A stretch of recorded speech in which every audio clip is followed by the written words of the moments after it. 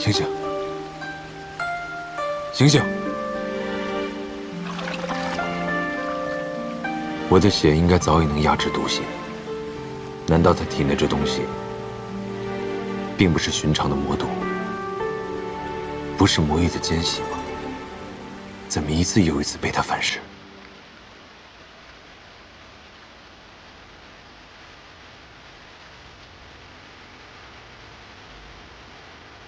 张嘴！咬！咬啊！不能太用力，也不能不用力。救人比杀人难多了。几十流不朽来经手万千，顷刻间化成白羽之间。当血魔一眼闪若银边，多少灵魂遁入无垠荒野。风一脉灵火相见，不见天明，便与你缠绵。最爱万丈，如大雨滂沱天地间。风月自远，但只见爱对幻灭。最爱无言，惹不了一生时光。就算这一世万劫不复，也仍要和你纠缠生生世世不换。有生之年我只杀人，几次救人都是因为你，偏偏你却如此无用，连我的血脉都承受不住。弹指间悲欢变，最爱无言，惹不来一生时光。就算这一世万劫不复，也仍要和你纠缠生生世世不换。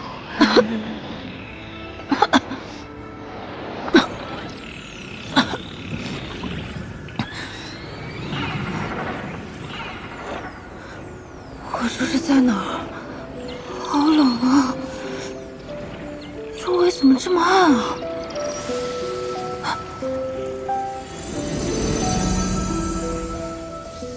这不是师祖的血凝花吗？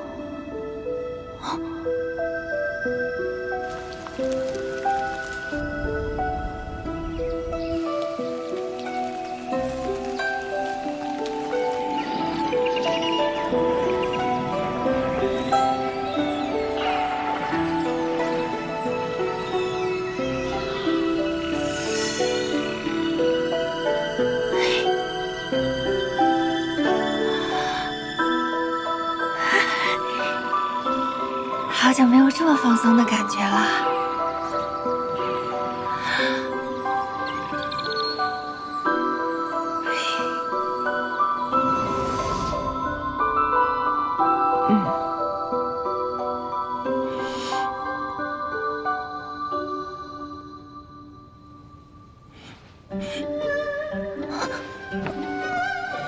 是我睡错地方了，还是老板报错抱枕了？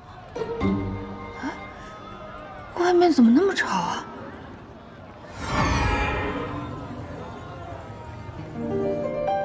我怎么好像突然有了千里眼跟顺风耳啊？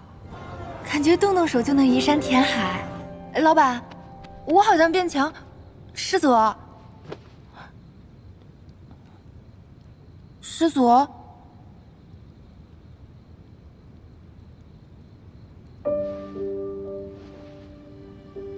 还活着，吓死我了。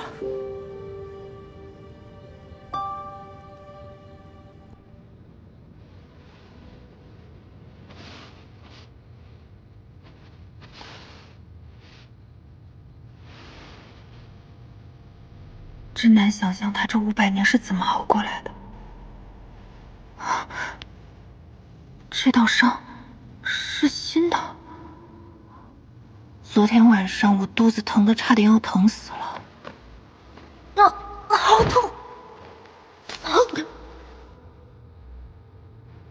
难道是你救了我？那我现在身体里这异样的感觉都是你给予我的吗？为了救我，你竟然把自己弄成这个样子。虽然我总叫你老板，但其实如果能选，我不会留在你身边，因为你是个很危险的人。按照现在社会的标准，你应该是个大坏蛋。可就是你这样的大坏蛋，在这个世界却一次又一次的救了我。我肚子不疼了。喝了我的血，自然不会疼。我喝了您的血啊！趁现在将我杀了，你别后悔。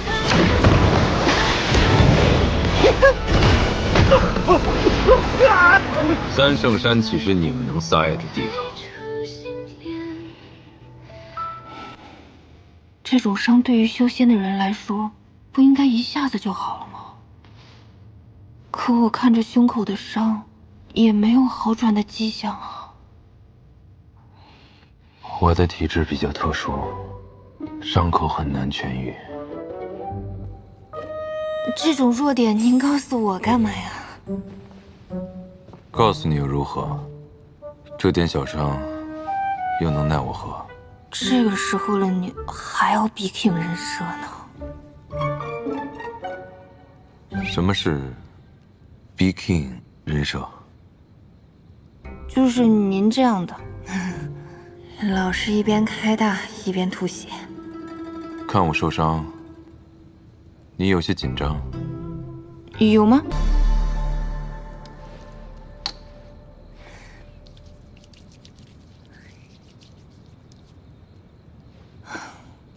原来老板是在这样一个人吃人的环境里长大的，怪不得对这个世界充满了恨意。那我作为老板的心腹，是不是应该去表表态，安慰安慰他呢？不行不行不行，廖廷艳廖廷艳，你就是一个咸鱼，靠躺平升职到这个份上已经很幸运了，不要自不量力好吗？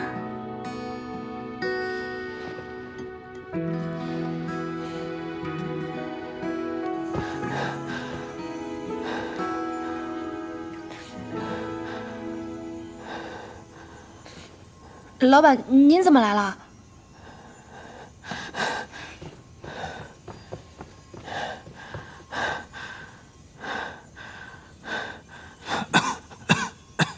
哦，我懂了，一定是灵火烧的，您又烦躁了。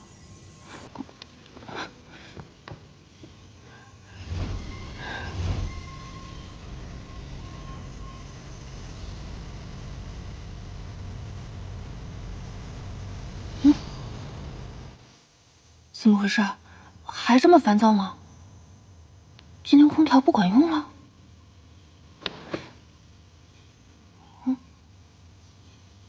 你去睡吧。这有点像老板还在加班，却跟我说你先下班一样，那么离谱。那我去睡了。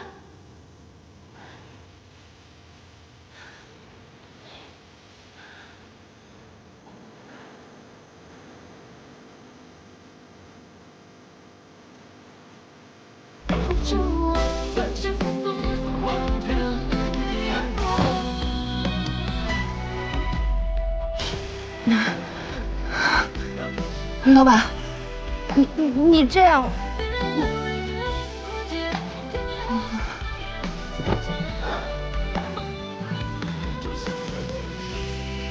这样睡得好吗？毕竟这份工作的福利太好了，迁就老板一点也是应该的。司马娇这人应该是个不近女色的事业体，他爱待着就待着吧。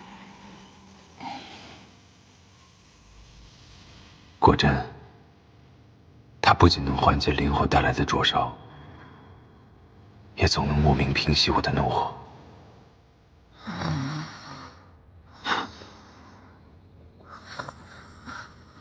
醒醒，醒醒！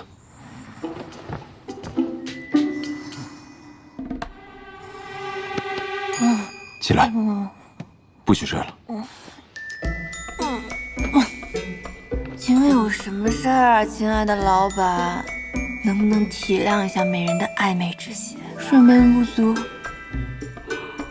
容易有眼圈的。你怎么能睡得着？我为什么睡不着？我在这里啊。哦，然后呢？整个庚辰仙府的人，凡是听过我的名字的，无人不怕我。你怎么还能安心的在我身边入睡？睡眠质量太好了，不能怪我。你真让人看不透。好吧，既然老板是熬夜老司机，我也要舍命陪君子。熬夜老司机？就是您这样作息不稳定的人。你哪里来那么多奇言怪语？大概我思维敏捷吧。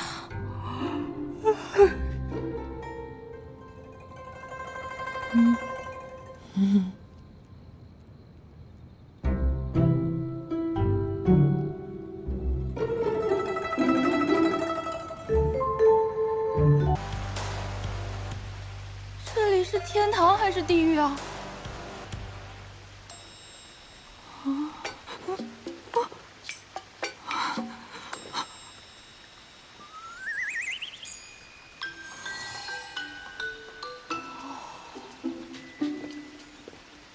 廖师妹，师傅唤你去竹取幽浦找他。廖师妹，师傅，竹取幽浦。师妹不要太担忧，你刚来青谷天，不知那三圣山是师祖修炼禁地，才会擅自闯入的。师傅是不会因此怪罪于你的。快跟我走吧。青谷天、青谷山，这俩怎么这么像？三山科技的魏总你知道吧？他看了你青谷山的案子，觉得不错。你今天晚上连夜赶去青谷山，明天一早亲自去拜访他。廖师妹，算了，说多错多，先演着吧。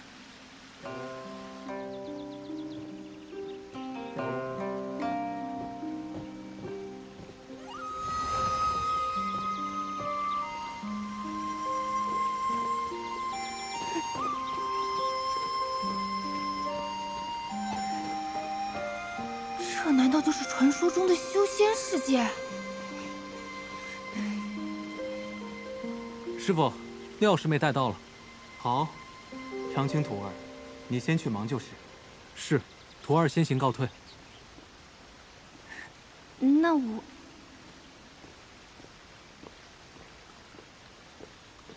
庭院徒儿，为何还不进来？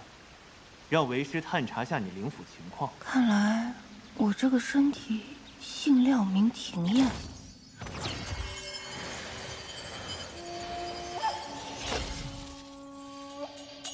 三圣山外的结界，果真是伤了你的灵府。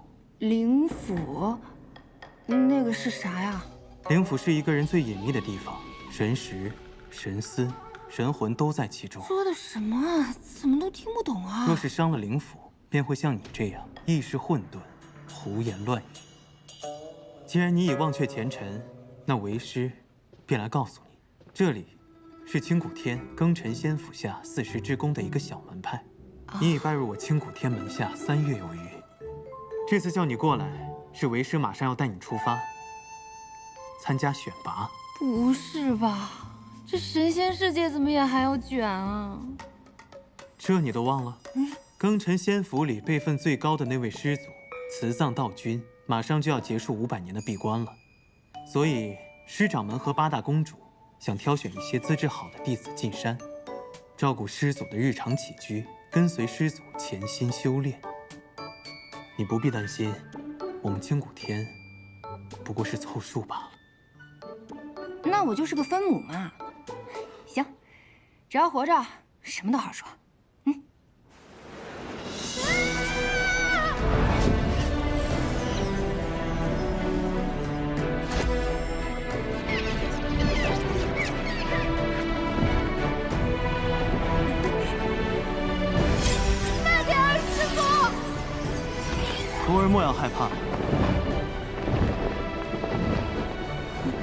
在你脚下，便是绵延8888里的庚辰仙府，开山至今已有几十万年。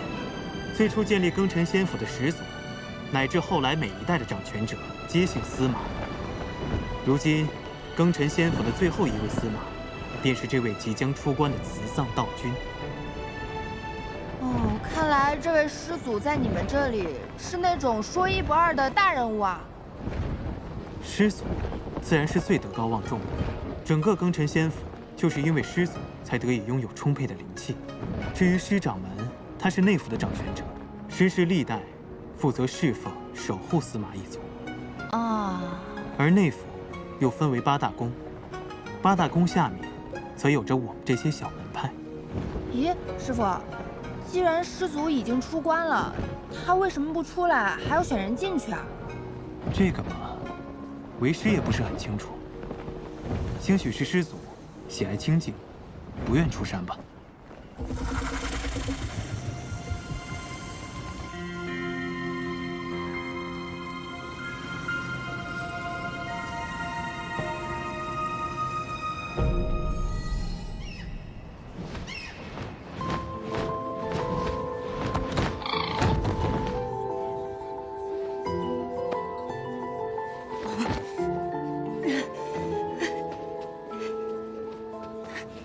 这里便是凤栖阁了，是8大宫宫主和师掌门共商要事的地方。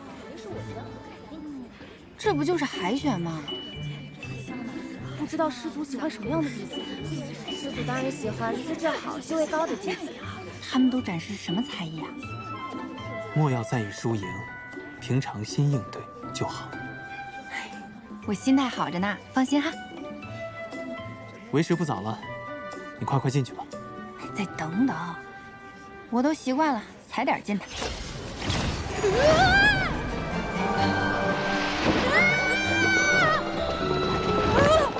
干什么呀，冒冒失失的？哪个宫的呀？不好意思啊，你们继续。这位是哪一脉的师妹呀？你好，我是40之宫星谷天一脉的邓永阳真人门下的弟子。原来不是师妹，是师侄呀。哦，那见过师姑。您看着比我大好几百岁，您叫我声孙女我都能答应。你少奉承我，像你这种修为低等之人，居然同我们一同参加选拔。说出去怎么有种凉凉的感觉？天大的笑话，是不是啊？就是，没什么本事，就凭这脸生得好看。谢谢，你说话真好听。你说什么呢？就是谁夸你？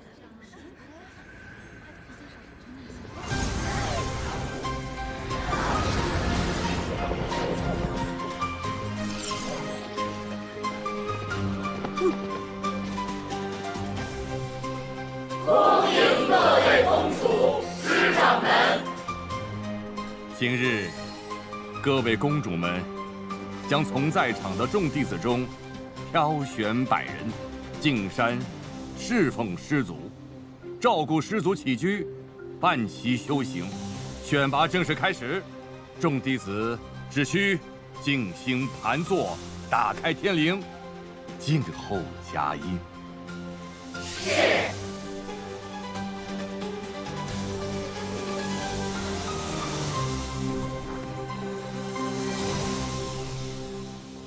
怎么打开天灵啊？在这里干坐着就行吗？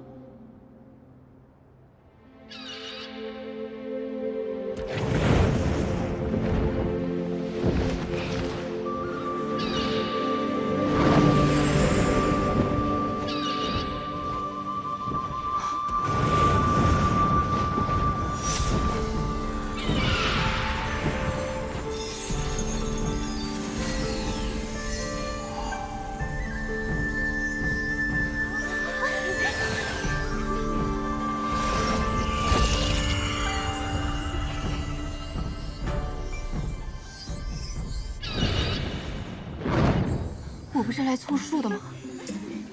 谁给我买出头位了？搞错了吧？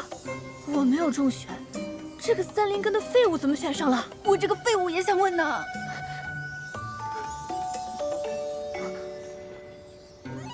娘，师傅，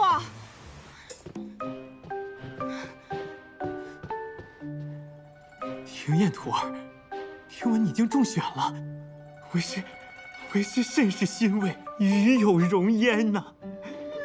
我清谷天自开创以来，不是说好了我只是走个过场的吗？怎么就被选中了？你能不能跟上面反馈一下？我不想去，有的是人抢这个 offer。什么佛？总之，我愿意把这个机会让给别人。可我们清谷天只是四时之宫下面一个小小的门派，能够入选已然是大幸了，哪有推辞的道理啊？再说了，这是师掌门和八大公主共同做下的决定，已经没有更改的余地了。怎么修仙世界也有这种职场压力啊？我只想当个美丽的废物，而且我对这什么都不了解。那万一我把这个师祖惹生气了，他不高兴了，我可担不了罪。你也莫要担心，虽然为师也未曾见过那位慈藏道君，但听这道号，想来也是一个宽厚、慈和的长者。你若是无心侍奉祖宗，想来他也不会为难你的。三圣山灵气鼎盛，你此次前去，定能提升修为啊！哎呀，这种升职加薪对我一点诱惑力都没有，我只想好吃好喝，苟下去就好。恭喜师妹！恭喜师妹！恭喜廖师妹！简直光耀师门！这是师兄给你准备的贺礼。怎么听起来我成了全村人的希望啊？这压力也太大了吧！不大。好了，散开！你们呀，莫要再给他压力了。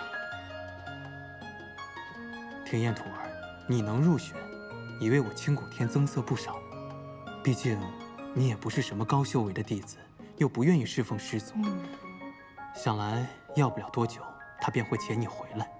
原来没有什么 KPI 啊？说什么呢？那也行。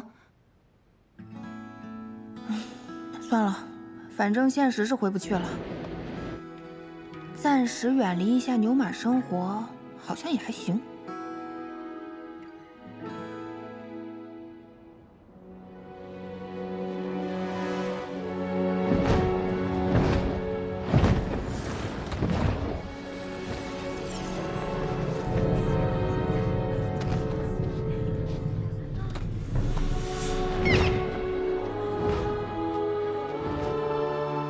这便是三圣山了。我怎么什么也看不见啊？三圣山的神圣，岂是你一个普通三灵根能够领略的？此处曾飞升过3位圣人，自师祖慈藏道君闭关以后，此处已闭山500年，无人再进入过。听起来像是个隐藏大副本啊！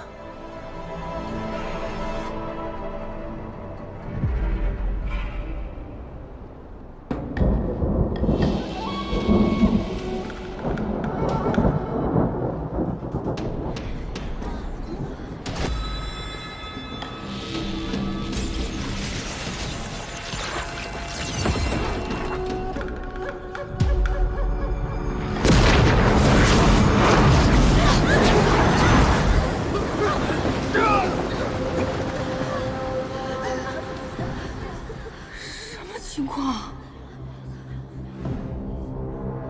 师祖息怒啊！师祖息怒！带我出来，你们都得死！不是，咱们这真的是一个正道的老祖宗吗？而不是魔域的。慈藏道君的刺，不是慈祥的刺吧？500年过去了。师祖竟然变得更加残暴了，这可如何是好？若不好好安抚师祖，庚辰仙府这延绵几10万年的大宗门，恐怕就要断送在我们这一代手中了。师祖，弟子施千缕，今日特携弟子百命进山，来侍奉师祖。进来。逆生，你是我所有弟子中最优秀的，天之宫的希望就放在你身上了。是，公主。这修仙世界的老板一发怒，员工就要流血吗？我还是不要去了。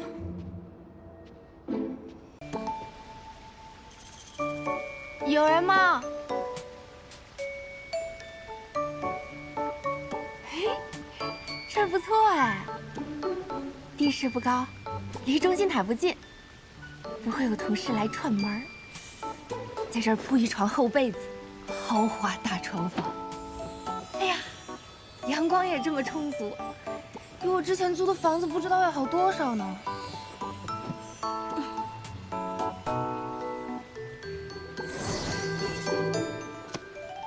这个乾坤袋虽然品级不高，但补给日常用度绰绰有余了。徒儿切记，进入三圣山，不可与人结怨，只管本本分分的做人，事事不强出头。师傅呀，师傅，我不是出不出头的事儿，徒弟我差点出殡了呀。你好能装啊！小小的乾坤袋，大有乾坤，早知道把所有家当都装过来了。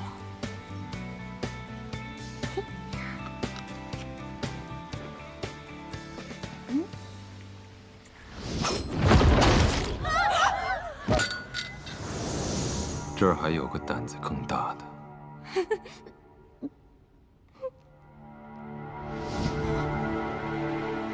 能在暴躁大魔王手里捡回一条命，我可真是福大命大。我说你们魔域费这么大劲送下来的人，除了比常人修为更差，也没看出有何特别之处。这么久还没消息，你只需知道，只有他能杀了司马娇。少公主有空在此处试探我，还不如想想如何利用她体内的蚀骨之毒，早日完成你我之间的约定。没想到我心心念念的度假在这儿补上了。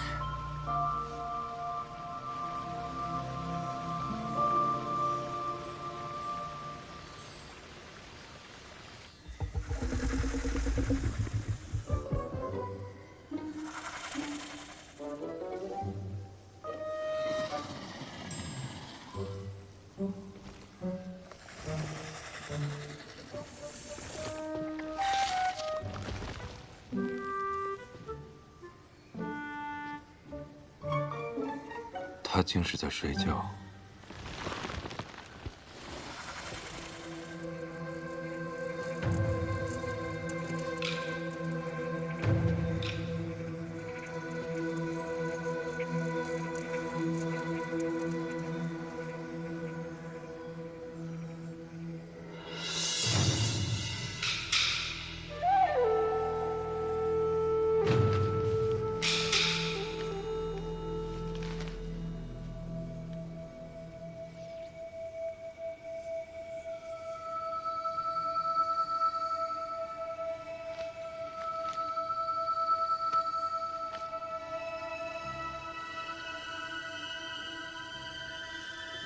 庚辰仙府如今这些没用的东西，是故意派他来激怒我，还是真的没用到这种地步？完全没发现他是个魔域的奸细。冤枉啊，祖宗！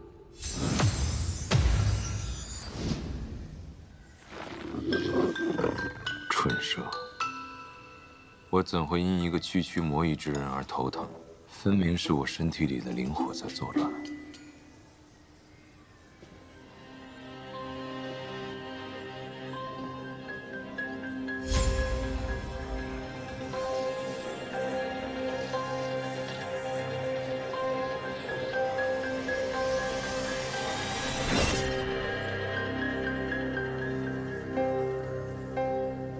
我倒要看看，他究竟要做些什么。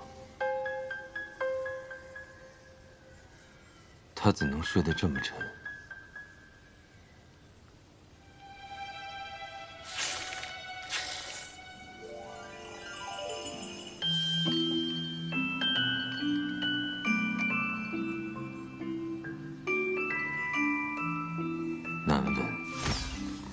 走了。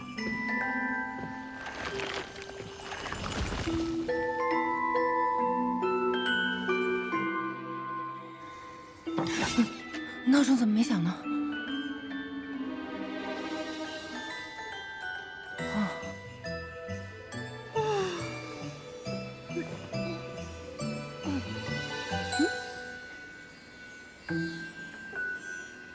这花还怪奇怪的，晚上还会发光呢。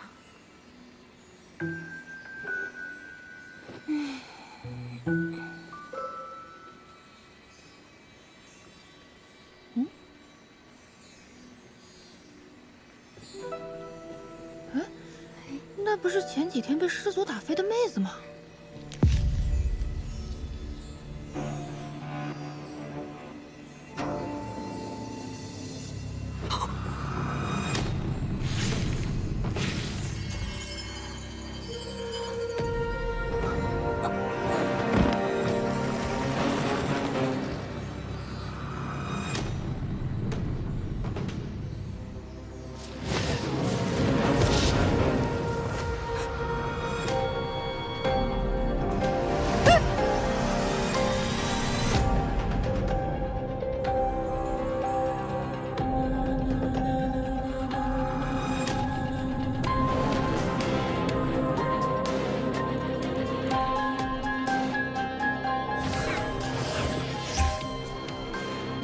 不好，玉蓉蓉的本命之火熄灭了。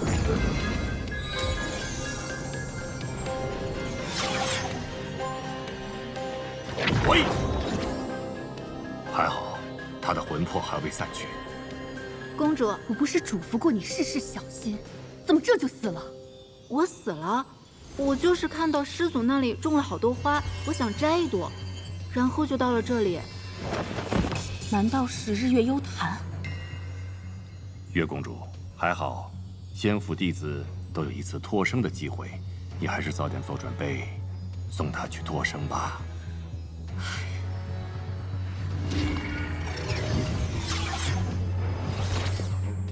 1天之内，命灯灭了2盏，师祖下手依旧如此狠绝。师祖怕是还记着昔日的恩怨，会将仇恨转嫁到弟子身上。哼哼。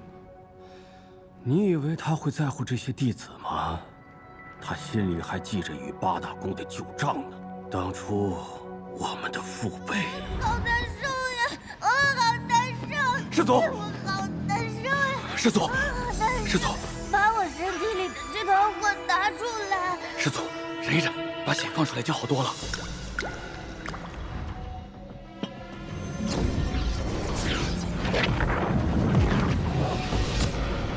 往日八大宫喝他的血，又让他在三圣山被关了500年，他的仇恨只会与日俱增。师祖对待他们尚且毫不留情，要是有机会直面我们八大宫，恐怕会更加为所欲为啊！殷公主说的对啊，哎，她的意思是说，让我们先下手为强。这。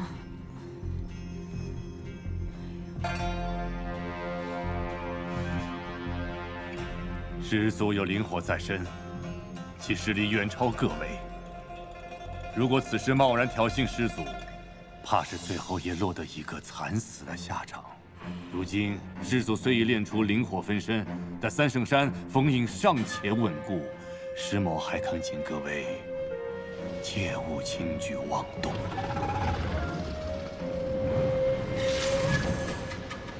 你以为这些弟子为何进山？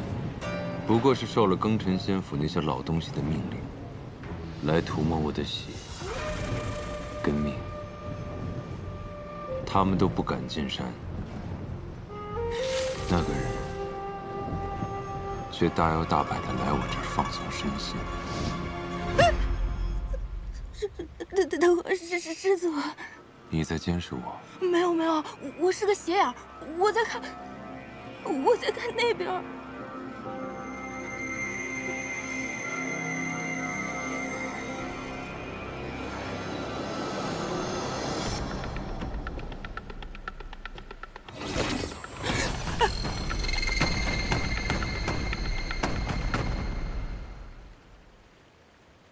告诉我，你到底是来做什么的？来调整作息，放松身心，简言之，度假。啊？怎么回事？怎么话到嘴边就变了？肯定是这孙子搞的鬼！玄幻世界害我，这里竟然还有真化 buff 这种东西。你不想杀我？不想。你为什么不想杀我？我不过是一条无辜的咸鱼罢了，修为低成这样子，多想不开要杀你。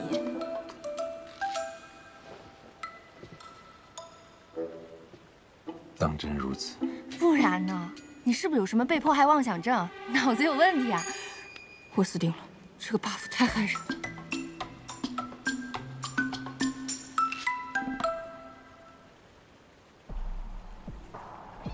救命啊！到底杀我还是不杀我？给个痛快吧！第四不敢。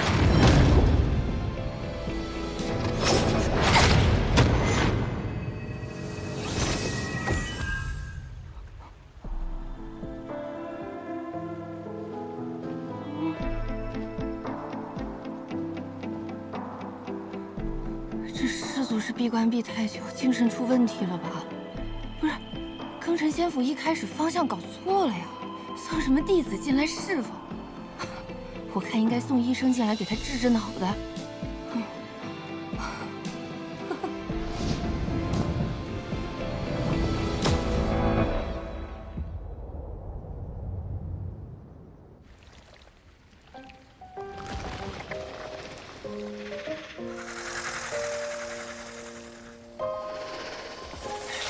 走开，臭狗子，别舔我！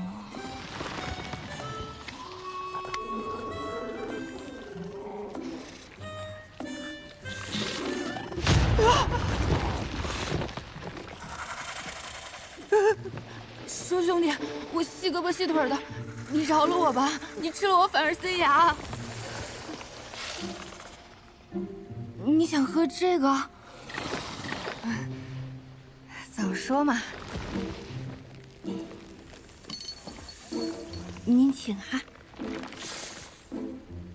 哦，不好意思啊，是我不太周到。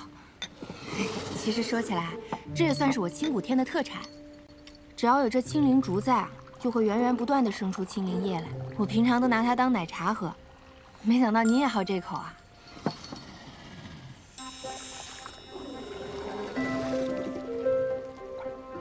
这蛇怎么狗里狗气的？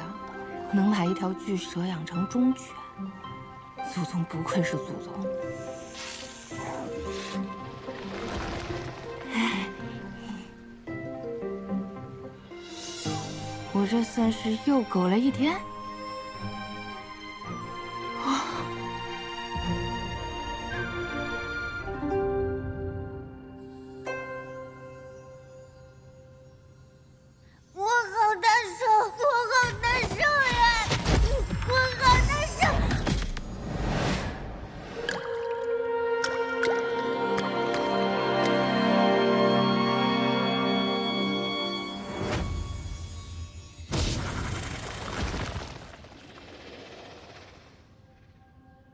魔异的东西你也敢喝？是嫌活得太久了吗？你只不过是过去吃喝了2回，现在便替他说话了。世人皆贪婪，更何况是魔域之人，不是想夺灵火，就是贪图血凝华。他只是比旁人更会作为罢了。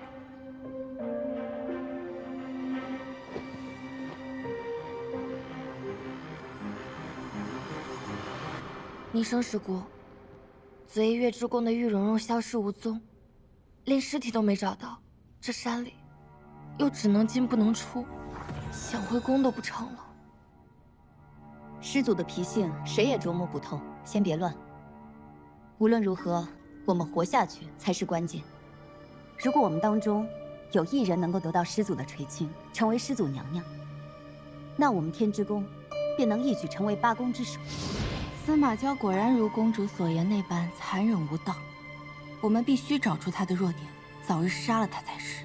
凤山灵火已与司马娇融为一体，如果司马娇死了，灵火也会熄灭。这样一来，整个庚辰仙府就无法生发灵气了。我们如何修道？那血凝花是由灵火吸取司马娇的血长出来的，吃了血凝花和司马娇的血，我们照样能提升修为。你忘了公主说的话了？当年她得罪了司马娇，如若有一天她一个不高兴想要翻旧账，我们都死无葬身之地，还何谈修道？你们叫我来，就是为了商量这件不可能的事情。叶若灵，你别一副事不关己的样子，别忘了，你的族人还在公主手里。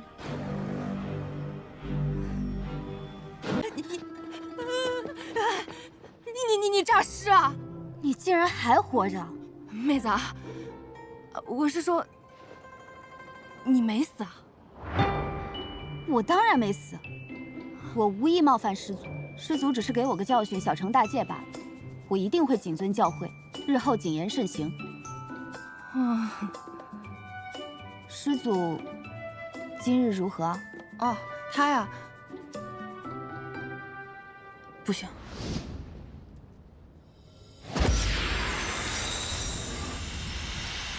老板的八卦怎么能随便说？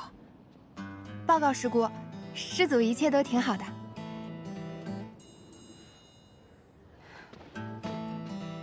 能侍奉师祖是你的荣幸，你好自为之吧。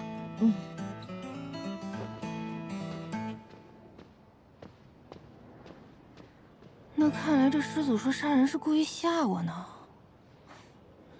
这么一说，这师祖怎么一点都不像师祖，像个小学鸡一样？那或许这师祖除了脑子不太好之外，也不是个因为鸡毛蒜皮的小事就嗜杀的主。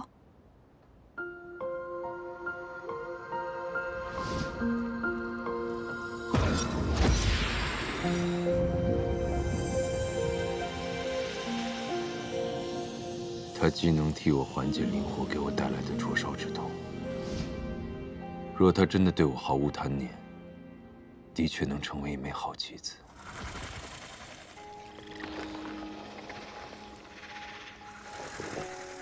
你去把塔外的结界消了，以这魔域间隙为由，把门打开，老鼠会顺着缝隙溜进来。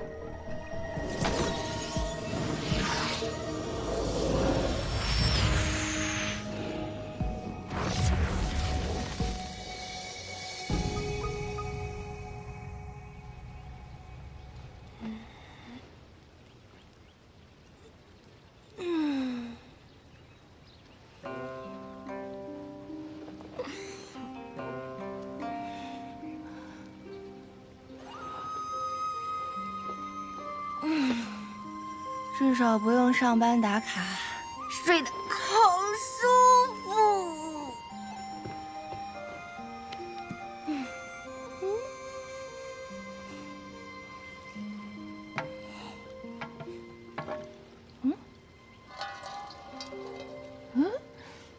没水了。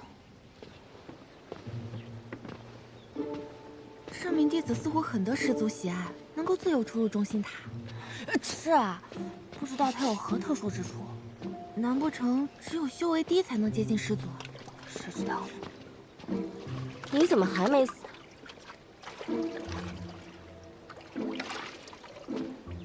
惭愧，我这个人呢比较低调，就还没有遇到危险。先前让你在大殿上逃过一劫，算是你命大。你最好别对师祖有什么下作心思，否则你迟早都得死。怎么？哦，你是怕他先你一步，获得师祖的青睐吧？就凭他一个不知从哪儿冒出来的低等灵根，他也配？低等灵根又如何？难道修为高、出身好，就天生高人一等吗？那是自然，怎么也入了？你出身卑贱，所以跟他惺惺相惜了？我劝你啊，最好再找一个同伴，他的身份比你这个低等灵根还要低。这位同事啊，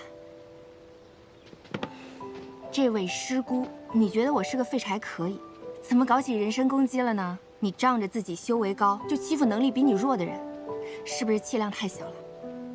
满口胡言乱语，果然物以类聚。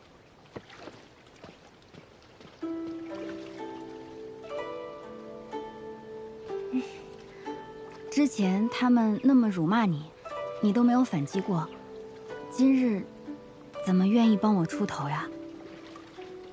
他们看不上我这个落后分子，我可以理解，但不能借题发挥，拿人的出身说事儿，太过分了。虽然我不能完全听明白你在说什么，不过我听得出来，你没有瞧不起我。你长得这么漂亮，能力又好，我欣赏你还来不及呢。我的感谢礼物，很甜的，你试试。谢谢。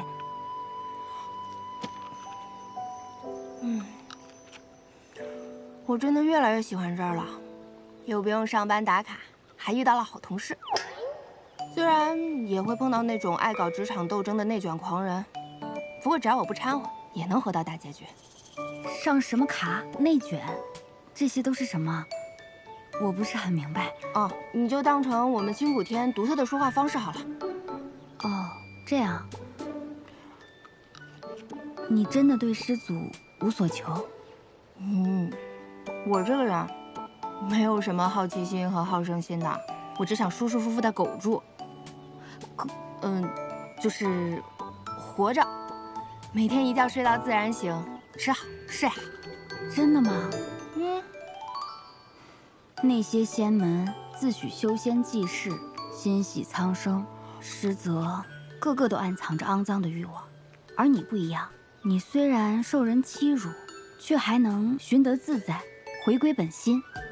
我想这山中一定没有第二个弟子能活得有你这般透彻。你这说的是我吗？学到了说话的艺术。不过你不也是庚辰仙府的人吗？你怎么说的自己跟他们不是一路人一样？一路人，异乡人罢了。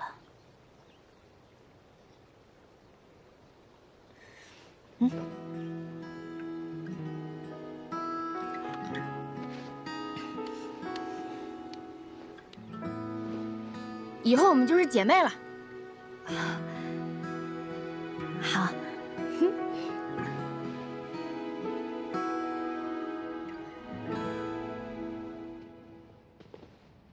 我这次竟然不敲门就能进来了。又要爬楼，不爬行不行？不想死就跟上。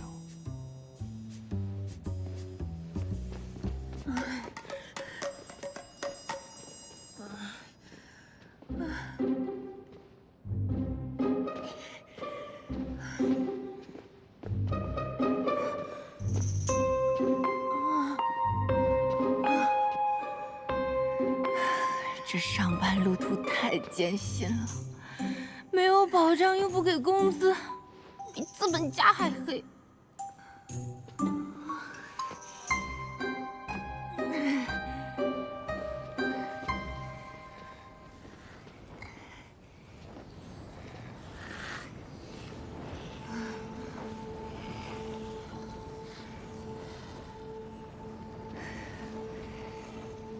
以我浅薄的玄幻世界认知，这东西一定十分珍贵。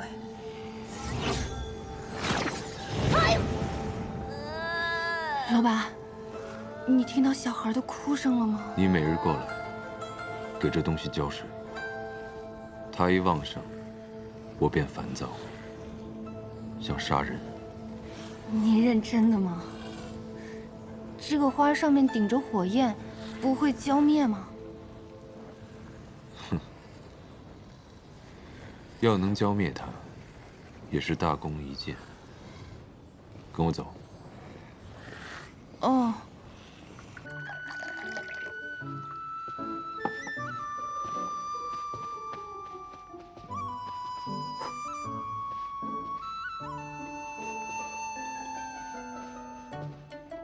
本以为来到修仙世界就不用加班了，没想到这里比现实世界还要可怕。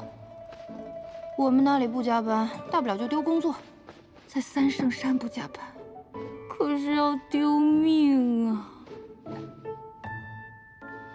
我这是造了什么孽呀？到底什么时候才能摆脱这个大魔头啊？你在想什么？啊，老板，我在想，你可以去忙别的，我不会偷懒的。你总说老板，究竟何为老板？老板就是我不停给他干活，他不停给我发奖赏的人。那和养牛马有何区别？哎，你这观点不错啊，我们那儿也有类似的说法。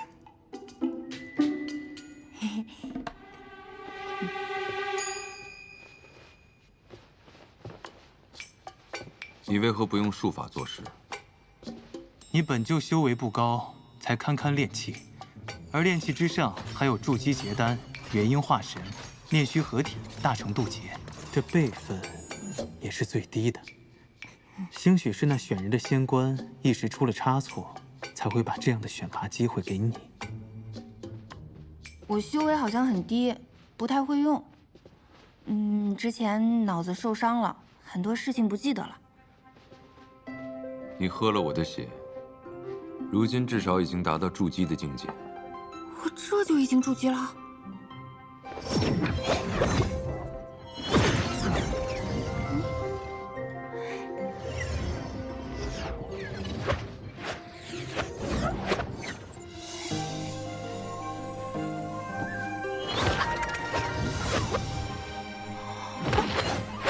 我会魔法了。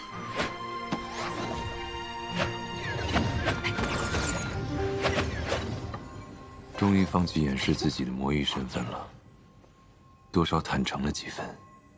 快来！哦，怎么换个世界还是不能躺平啊？别人穿越是天命之女，我穿越是社畜之魂，没钱没假期，还要看老板脸色。以前天天敲键盘，现在天天玩抹布。人生不能摆烂，快乐只少一半，本来就烦。还要和熊孩子斗智斗勇。哎呦！坏蛋，疼死我！我要烧死你！你还会说话？这里还有别的东西吗？暂停啊！修仙世界，火焰会说话也很正常。火苗小朋友，我也是听老板的安排。那个，你多担待哈。好朋友，你知道我是谁吗？我管你是谁啊！老板的话我得听哈。不好意思啊，师门专业种地的，你且忍忍，我很快。斗不过师祖而已，可你这小屁孩都还是绰绰有余的。感觉身体要被掏空了，怎么修仙世界的幼崽也这么精力旺盛？天天爬着鬼楼梯，累死我了。干的活比牛多，没工资没合同，纯压榨。好在老板经常不出现，同时大黑蛇也很好相处。工作对象虽然喜欢吐火，但很好接近。我要烧死你！爱娃太不容易了。我求求你了，不要再教我了，我好难受。我星子都吐不出来了。应该差不多了吧？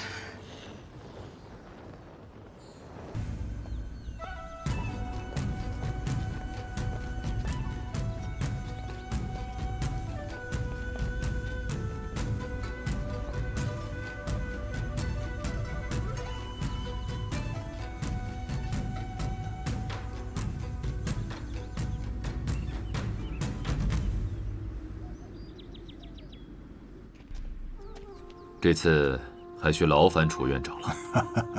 你我什么关系呀？这种话就不用说了。此次大招和鬼仙派不会善罢甘休，乘坐血爪青鹰也能避免很多埋伏。不过，大玄这次算是在5国扬名了啊！多亏我大玄出了一位少年英才呀。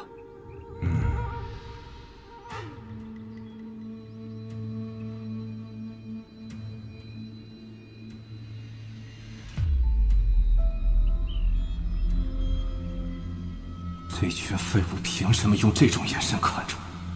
这该死的秦晨，不杀他，我秦风誓不为人。好了，此次试炼暂且告一段落。各位都回帐中准备一下，半个时辰后，我们启程返回宣国。另外，四皇子殿下，清晨有件事尚且需要二位确认一下，请随我来。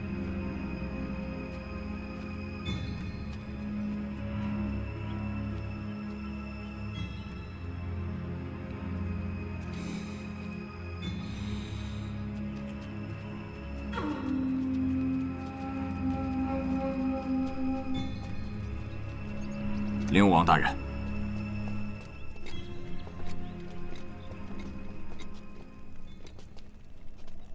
把他弄醒，我有几句话要问他。是。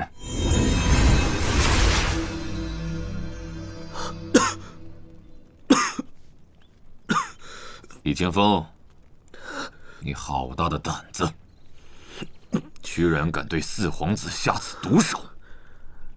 你究竟意欲何为？灵武王，我根本听不懂你在说什么。我好端端的怎么会对他出手？分明是他们看我跟秦晨有私怨，想借机报复我罢了。我们报复你，李清风，你颠倒黑白的本事还真不小啊！哼，愚蠢啊！秦晨，你别以为有人护着你，你就可以胡作非为。李清风，都到这个份儿上了，还是不肯说实话是吗？我已经说了，是你们自己不信。你来聚财殿之前，是不是已经跟那人勾结了？我听不懂。想给我扣帽子你就直说，没必要拐弯抹角。若不是我早就发现了你有异样，让林天、王启明提前做好准备，指不定你现在已经得手了吧？哼，我看他就是不见棺材不掉泪，直接上刑吧。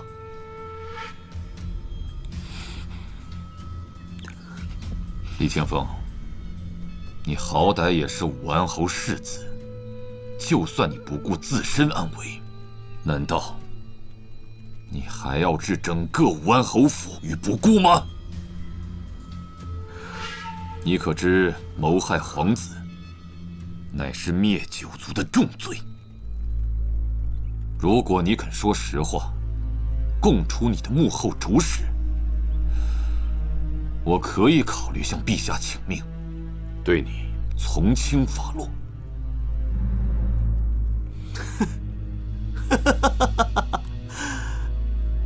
从轻发落？你以为从轻发落，我就活得了了吗？哼！你们什么都不知道，你们什么都不知道，你们根本什么都不知道！我知道那人对你动了什么手脚，或许我可以帮你。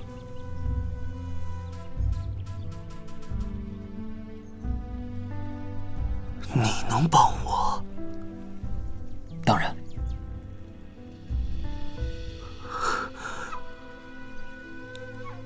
我不信，这世界上除了他，没人帮得了我。李清风，你每夜午时是不是心痛难忍？最初的痛感，就像是重锤击打，然后转变成数针捅刺，周而复始。持续半个时辰左右。你怎么知道？我怎么知道的不重要，重要的是，我知道怎么才能帮你解除痛苦，帮你摆脱那人的控制。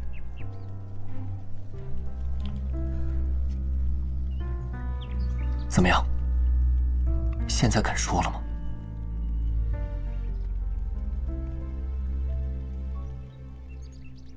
好，我说。但你要答应我，一定要帮我摆脱控制。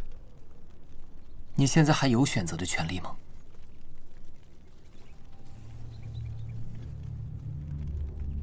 我没有错，错的是他们。我之所以会对四皇子出手，全是他们逼我这么做的。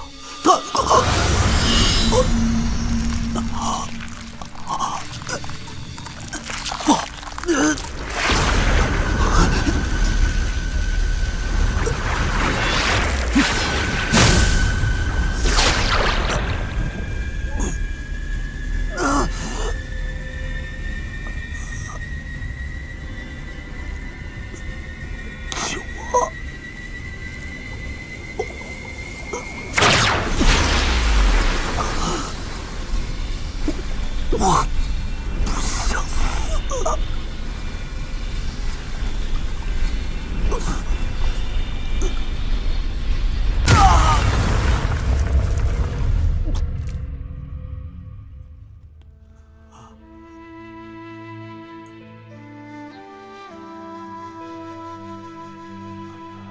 我李清风，身为武安后世子，一生争强好胜，奈何一不做，步不做，最后还祸及了家人。父亲，母亲，孩儿对不住你们。你放心，我一定替你找到真凶，还你一个公道。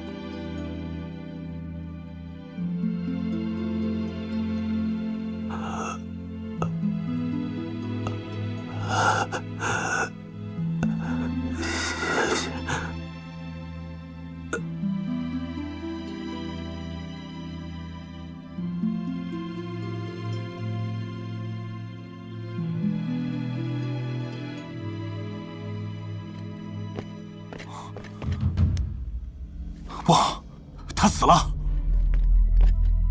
怎么会这样？怎么会这样？刚才不还好好的吗？我来看看。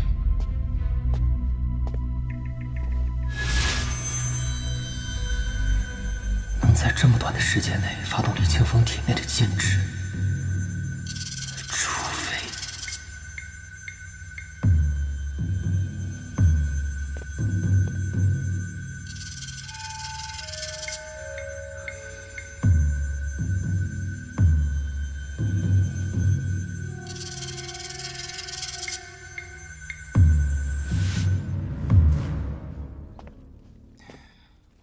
现在死无对证，线索彻底断了。难道就这么算了？敢控制一个侯府世子来谋害于我，幕后的指使者一定在谋划一个大阴谋。殿下放心，此事不会就此了结。待我们返回王都之后，我定会彻查清楚。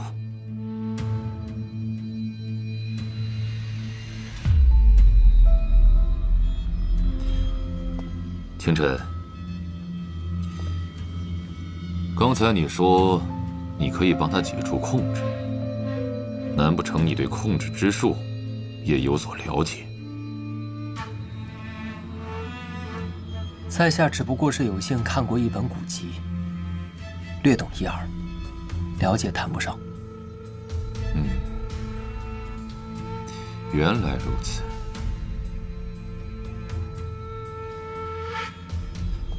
时候不早了，发生了今日之事，二位还是回去早做准备。我们即刻出发，返回王都。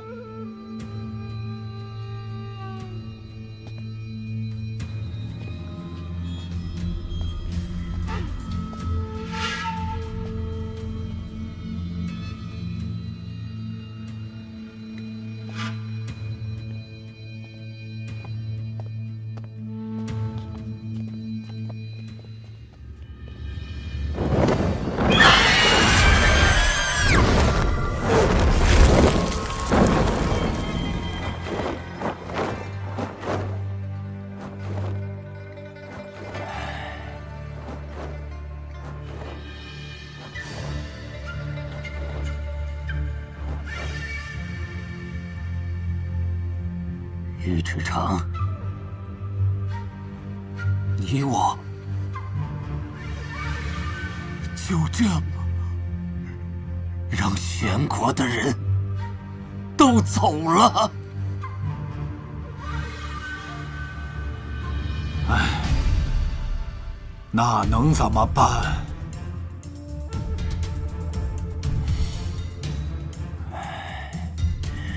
我要马上赶回鬼仙派，向宗主请罪。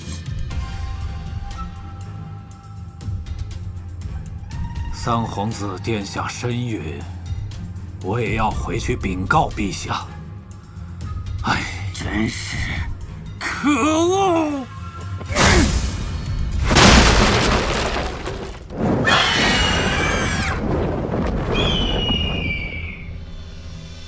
哈哈哈哈哈哈！诸位爱卿，辛苦了。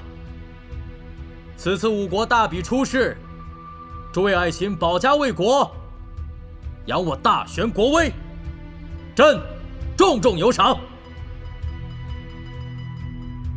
秦晨，你是此次最大的功臣，说，想要什么？能为国效力，已是荣幸，岂敢有所求？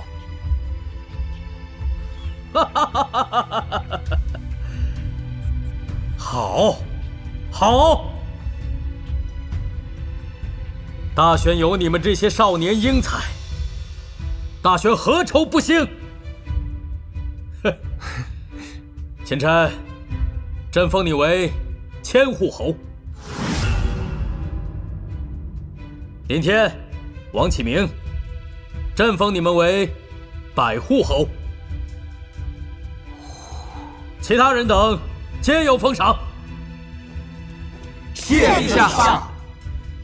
行了，诸位爱卿回去之后好好休养。小战、楚院长、子勋，随朕来。是父皇。是陛下。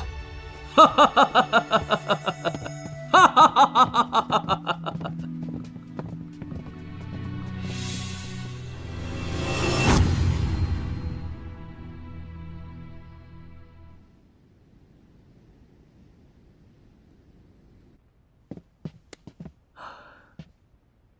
朕听说，这秦晨击败了曹恒和聂无极，还救了灵山郡主，可有此事啊？是的，父皇。照这么说来，这曹恒和聂无极之死，也并非是秦风所为啊。秦风？哼，他口口声声说就在附近，可灵山受伤时却一直没有现身，甚至还企图勾结尉迟诚陷害秦晨，实在罪无可恕。父皇，你还答应他得了第一，就封他为冠军侯。我看这样的人，连个校尉都不配。哎呀，他这不是还没拿上第一吗？啊，子轩，你也累了，快回去休息吧。去。是啊，父皇。快去吧。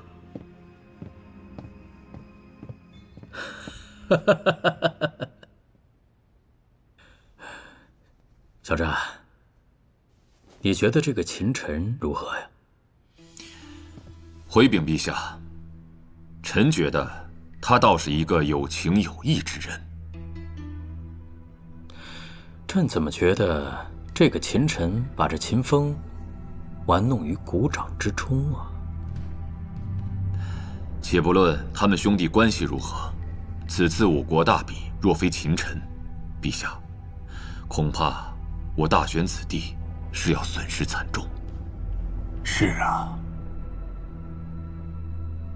不管了，继续往下看吧，看看这兄弟俩到底谁更既胜一筹。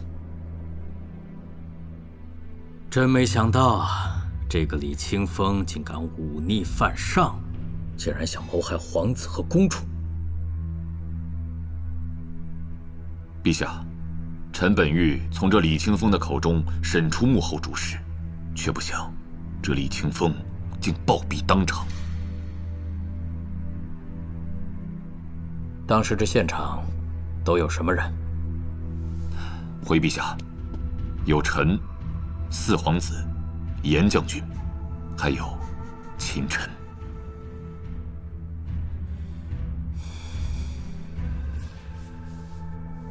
记着，封锁消息，严格保密。臣明白。小战，即刻带领人马包围武安侯府，捉拿武安侯归案，严格审问。还有，只要是跟影沙楼有干系者，全部捉拿审问。臣遵旨。火速去办吧。是。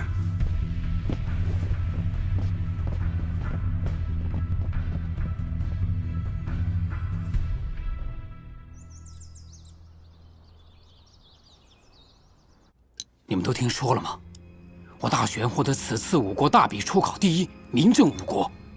传闻大昭3皇子陨落，乃是秦风所为。秦风真不愧是我大玄第1天才呀！我呸！他就是个沽名钓誉的小人。沽名钓誉？你们都没听说吗？那秦风害怕昭国和鬼仙派找他报仇，就把所有的责任都推到了秦晨的身上，想让鬼仙派长老和屠神去找秦晨报仇。甚至连灵山郡主被追杀的时候，他都袖手旁观，见死不救。还有这事儿，我也听说了。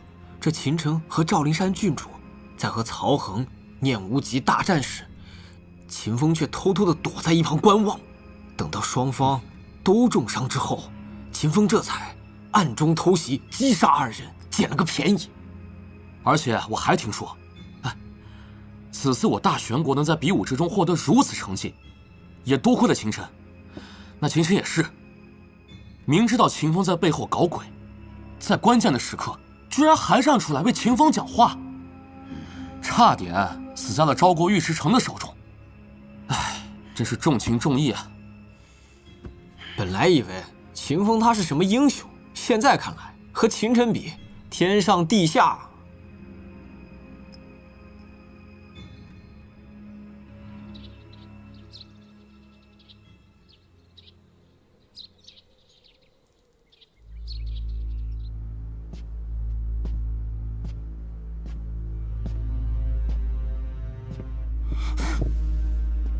大哥，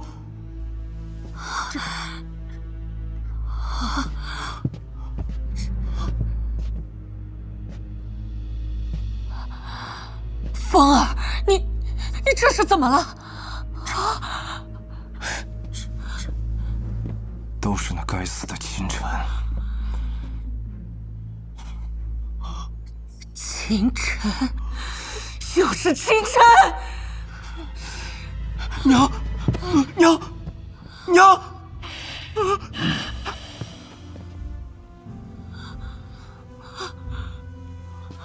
我可怜的孩儿。母亲，给我找个修炼的地方。这个仇，我一定要报。你放心，娘不会让你白白受苦的。芬儿，扶你大哥去休息。哥。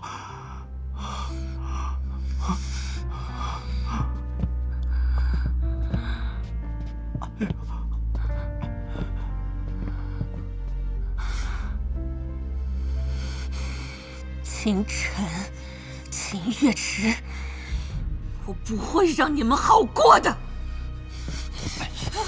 够了！还嫌你自己不够丢人吗？我早就跟你说过，不要乱来，不要乱来。现在你看看，风儿都变成什么样子了啊！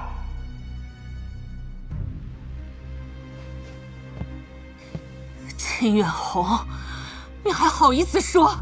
你肯出手的话，风儿会变成那样吗？既然你不管，那我自己解决。你放心好了，我不会牵扯到你，我的秦侯爷。哼！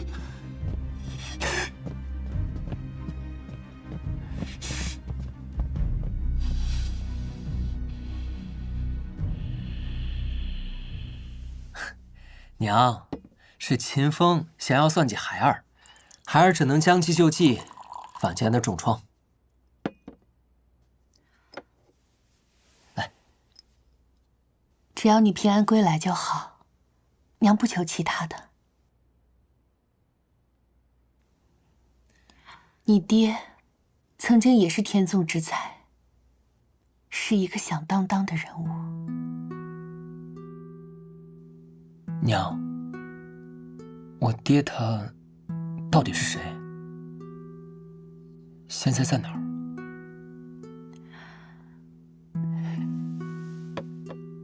不是娘不告诉你，而是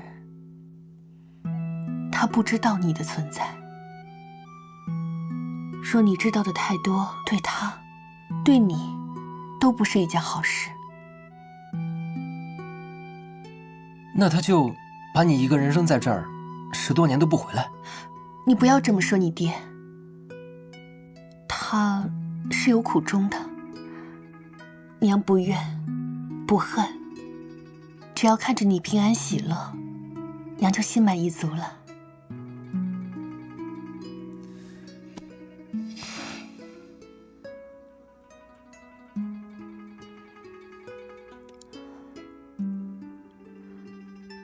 晨儿，你真的长大了。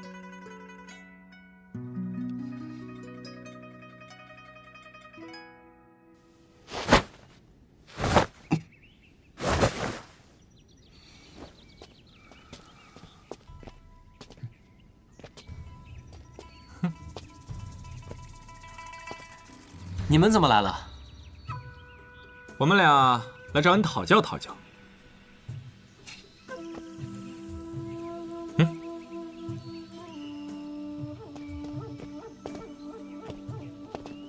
看招！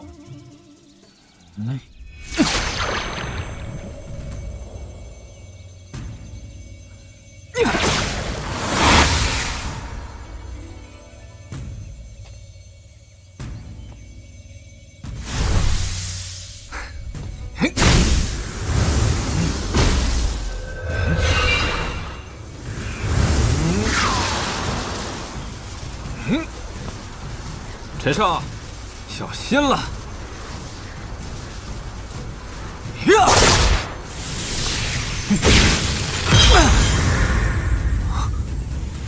怎么会这样？再来！呀！哎呀！哎呦！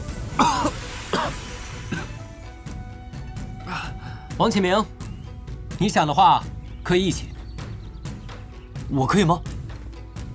切磋而已，有什么不可以的？上！好，那我上了。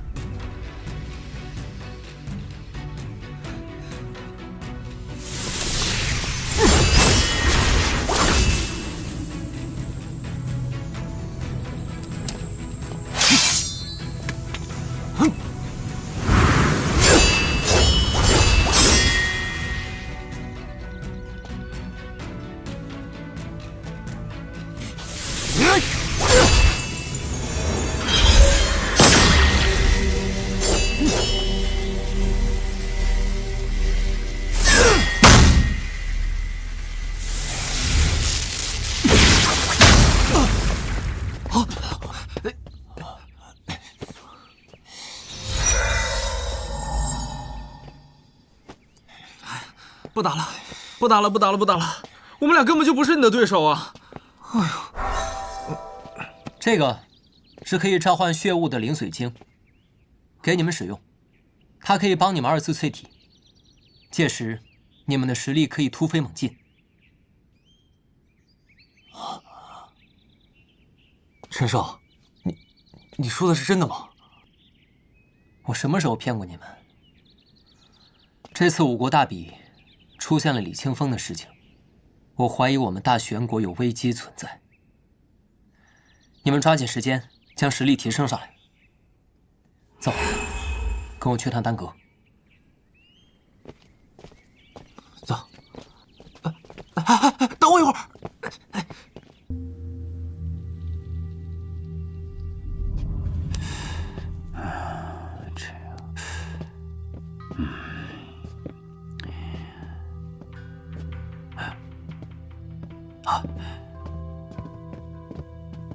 灵武王大人辛苦了。哦，秦大人，您找我有什么事？李清风一事，灵武王查得如何？这结果如何？一会儿大殿之上，我自会跟陛下如实禀告。一会儿大殿面见皇上，还望灵武王大人。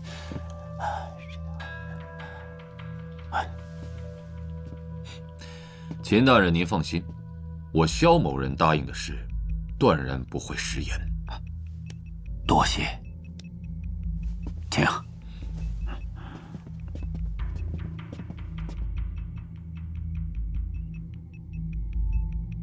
灵武王，臣在。李清风一事查得如何了？启禀陛下，微臣昨日接到命令后，便召集人马，将武安侯府团团围住。只是，臣搜遍了武安侯府上下，却未见武安侯的踪影。什么？让武安侯逃跑了？